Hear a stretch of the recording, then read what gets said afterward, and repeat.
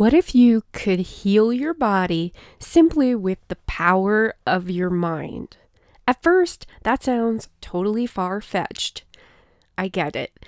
Stick with me though, and I'll share with you why it's not far-fetched at all. And by the end of this episode, I want you to tell me if you believe it or not. Welcome to the Women Rockin' Midlife Podcast, soulful wellness to elevate your second act. You deserve to deeply love every moment of your life, living your best life with pure joy, optimal health and abundance, with the energy, time, and inner peace to savor experiences with your loved ones and with yourself. Hi, I'm Jen Kunkel.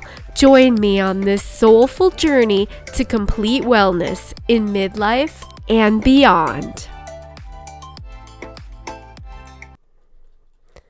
It is summertime, and being that I live in Las Vegas, where it is scorching hot, I come up to the mountains of Utah a lot in the summer.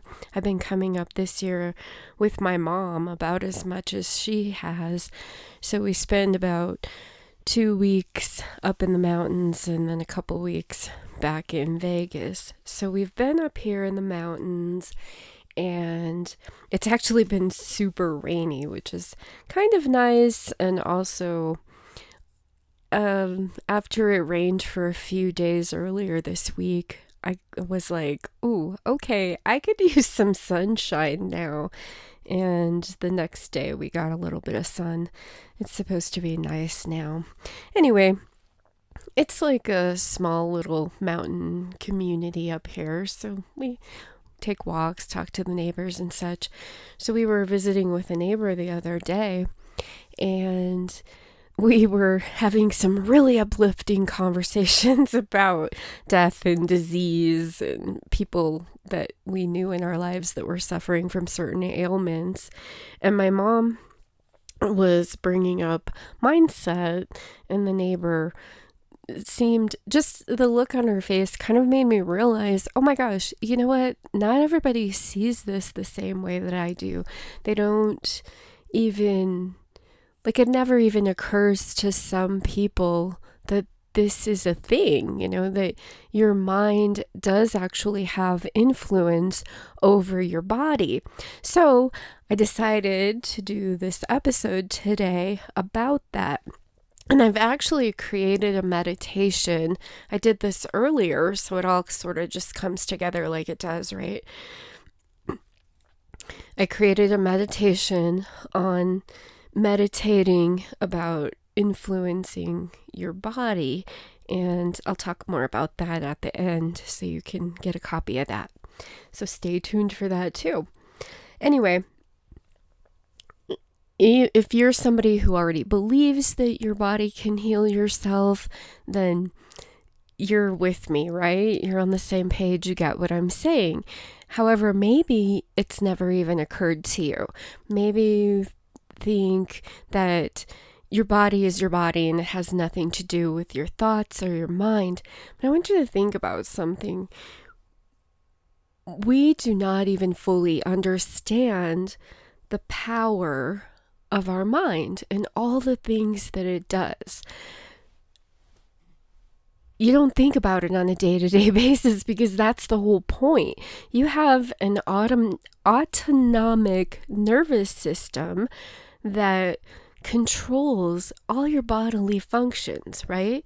So you don't think about the fact that that's actually coming from your brain, your nervous system. Your brain is the central part of your nervous system, along with the nerves that are in your spine, and that sends signals out to other areas of your body.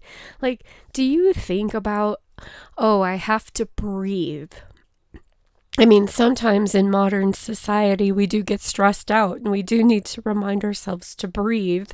So that's like a stress reaction. You kind of hold your breath or you breathe really shallow. So that is something that you could think about because you're having some sort of a stress reaction. Other things like your heart beating.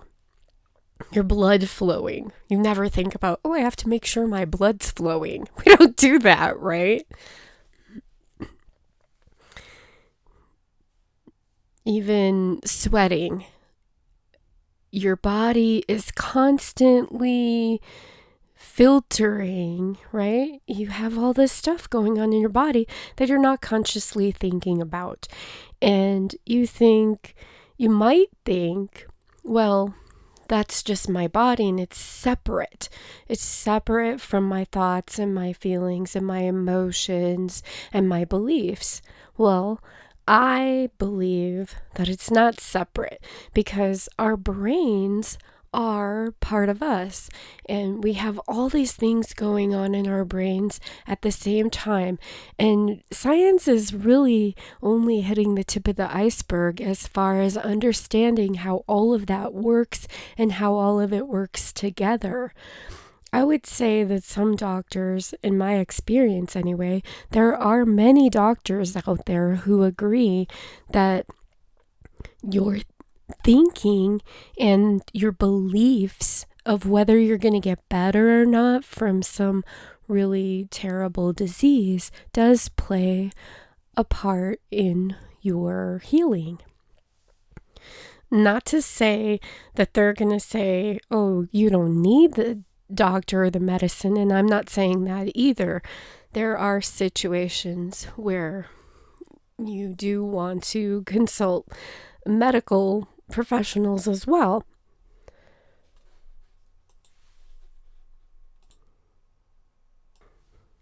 I think even people who don't really think about this on a regular basis, if you have a loved one who is in that kind of a situation where they have something that could end up being terminal if it doesn't go right, even people in that situation start to think outside the box, right? Because you want your loved one to be better and heal.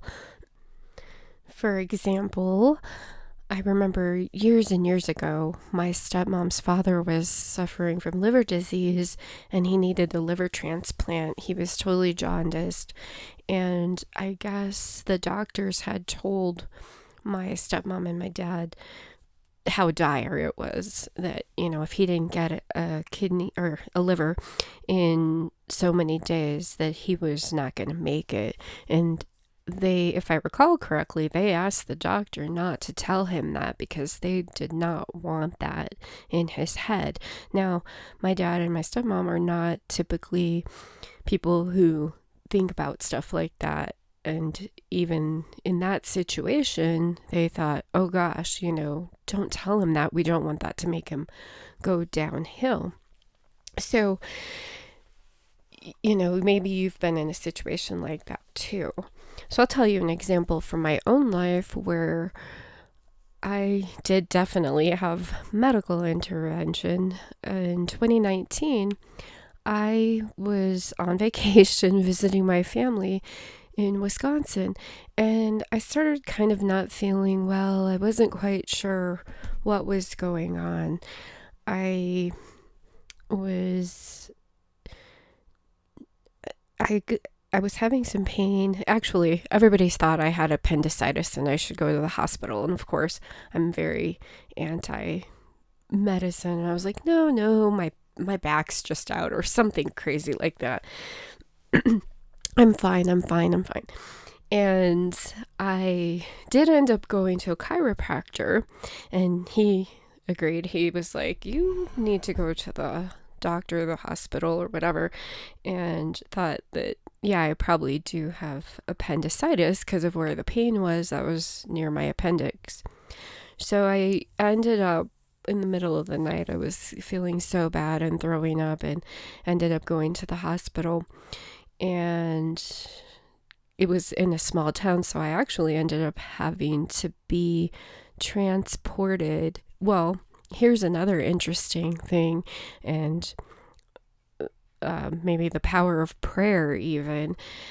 At the first hospital, they did a CAT scan, and the doctor had said something about cancer. And, I was like, what? Like just kind of surreal. And by the time, so I ended up needing to be transported to a hospital in a bigger city about 30 minutes away or so. And I wasn't freaking out or anything about that news. They had given me some medication. And I remember joking around with the people in the ambulance. I don't even remember about what, but I know that I was in good spirits despite the fact that this doctor had suggested possible cancer. So I get to the other hospital before my family, and there's like a whole bunch of people there. And I asked them about what the doctor had said about cancer, and the doctors there immediately were like, no, like that's, oh, I skipped the key part here. Before I left the first hospital to be transported, right after the news that this doctor had given, my cousin prayed over me. And, yeah, so that was really interesting. So I don't know what happened there, but between, she prayed over me. I went to the other hospital, I got transported to the other hospital. And by the time I got there, they were like, what are you talking about? Sure, that's kind of possible, but that's not really what it looks like to us. So, of course, huge relief to all of us. But what happened there, right? Even if you could say, well, that first doctor was incompetent or whatever, still, power of prayer there. And is that the prayer? Is that God? Is that our minds? I don't know. Interesting, though, to think about. So anyway, I'm in the hospital. I ended up having, it was an abscess, 12 centimeters. It was filled with fluid. I almost wasn't sure if I wanted to get into the details here because I really don't tell that story in detail very much because it's past, it's over. I just feel my body is healed, right? And that it's never going to cause issues again. Like, that's my mind. Like, it's not even a thing. I'm detached from it now. And that's kind of part of what I'm talking about here. So that's why I'm sharing it for your benefit. And they ended up not needing to operate on anything. They ended up putting a drain tube in it and draining out what was inside. They still don't know what caused it. They never did figure that out. I never figured it out. I did do some follow-up. Afterwards, I ended up going to get like alternative treatment because I went to a medical doctor who started talking about cutting on me before he even examined me or looked at my records or really understood anything about what was going on. And I figured I was in the hospital for 5 days, a university hospital with such a huge team of doctors and students all looking at what was going on with me, and they said I didn't need surgery. So I thought, okay, this guy's talking about surgery before I even see what's going on. So, excuse my mistrust of the medical community. I didn't go back to that guy. I went to another doctor that I've gone to for years, and he's an MD, and he got into alternative medicine after that. And then I went to another person probably a year later when I was having some symptoms again that may or may not have been related to that. And after that, in the treatment that I got from that guy, it was like natural things, supplements, and even just some mindset stuff that we worked on. I haven't had an issue since, so that's good. Anyway, my point is, just because a doctor tells you something doesn't mean that's what's going on, because they're going based on their training, they're going based on their perspective, on their experience, and there's still a lot of stuff we don't understand about how the body works, how the mind works with the body, and what's really possible as far as our own healing. We just don't fully understand it. So this is something maybe I might have brought up a little earlier on. Think about also, if you get a cut or a burn or anything like that, your body heals itself. You can, like, say you have a paper cut, that you put a Band-Aid on it, it heals. The Band-Aid doesn't heal your cut. The Band-Aid is just protecting it from being reopened. It's protecting it from getting infection. It's helping you create the right environment for your body to do its job efficiently, effectively, quicker. Maybe you put some Neosporin or triple antibiotic on a cut and it heals faster because you're creating the right conditions for your body to do its job. Your body's designed to filter out toxins, to heal itself, to keep itself in proper condition. And I believe the reason that we have so much disease and so many ailments these days, cancer, like such a high percentage of cancer and intestinal issues and things like that, is because our environment, the foods we eat or the not really foods we eat, are overloading our system, like our organs that filter out toxins, that filter out the things that aren't being processed correctly, that our body doesn't need, or that may even be toxic to our bodies. Our liver, our kidneys, our spleen, everything, the lymph system that filters out toxins, they get overloaded because our bodies weren't designed with modern society in mind, with all this processed food in mind, with all the environmental toxins, with all the concrete in a city, even, instead of being connected to nature through the dirt and the grass and trees, So I think that all works together and it overloads our systems. So we need to actually have some kind of interventions, or whether it's, of course, the medical community wants to typically prescribe you some medication that you take for the rest of your life. Yay, that sounds fun. Yeah, I'm not into that, if you didn't notice. If that's what you need to take because that's where you're at right now, I'm not saying don't cut off your meds without some kind of guidance, right? There are professionals that can help you do that in accordance with what your body actually needs and to be healthy and stay healthy. Don't just jump right into mind over matter and think, I can go off all my meds. Don't do that, please. Be smart about it. Be safe about it. And anyway, all right. Even though I'm not always do as I say, not as I do. Anyway, okay, so I created this meditation that will help walk you through. It's not even just for healing yourself. It's to feel better, feel more flexible, have more energy, facilitate weight loss, all of that. So just remember, your mind is way more powerful than you realize.